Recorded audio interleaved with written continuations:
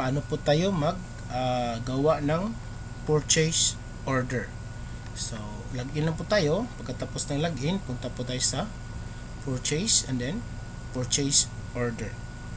So, select lang po natin yung, let's say, PO1. Click.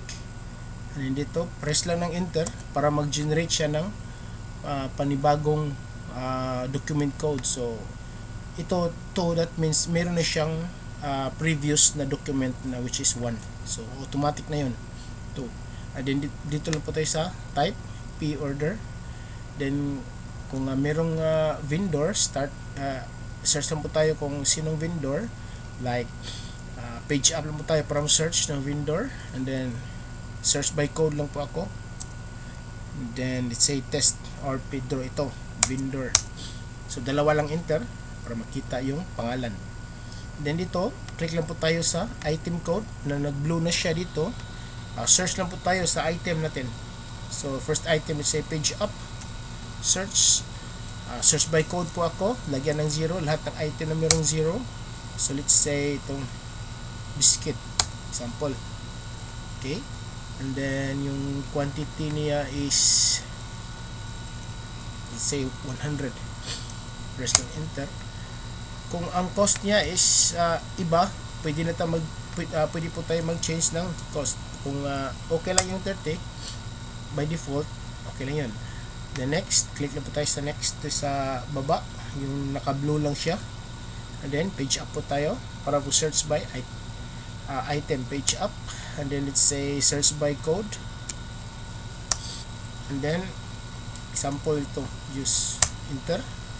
So, ilang pieces? Let's say 100.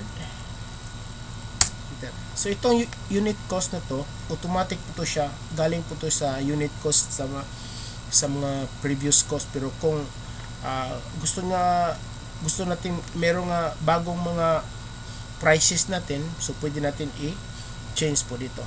So, kung okay na po yun, save lang po tayo. Save. Okay, process completed. Then, i-check lang natin kung posted ba or post pending. So, i-refresh lang natin, ilagay yung cursor dito and then press enter. So, post pending. So, that means kailangan natin i-post. So, paano mag-post? Punta lang po tayo sa document manager and then post documents. And then, click lang ng load documents, select all and then post.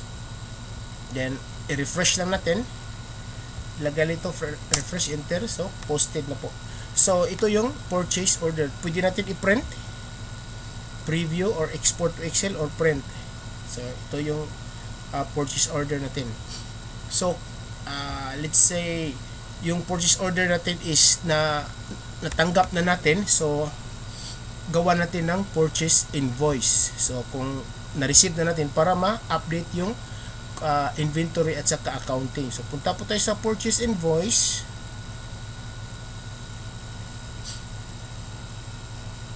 Then, select lang po tayo ng example P1. Then, press enter. So, mag-automatic siya na mag-generate ng bagong code. So, from, gagamit po tayo ng from. So, galing sa purchase order. Then, click lang po tayo kung anong purchase order. Yung PO po yan. Then, press lang ng enter. So, ito po yung last na nagawa natin. So, P002. So, enter lang po. Again, enter lang para mo load yung mga details niya. So, pag load niya, okay to.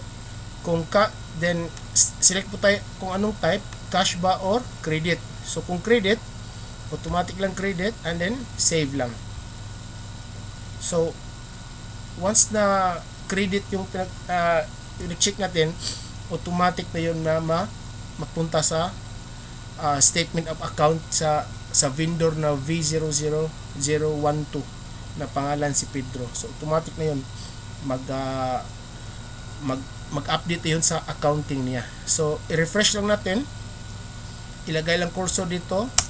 Pag-refresh, check natin kung post or post pending. So, kailangan natin i-post lahat. So, load lang. Then, select lang po tayo lahat, select all, and then post. So, yun lang po ang process sa purchase order. Then,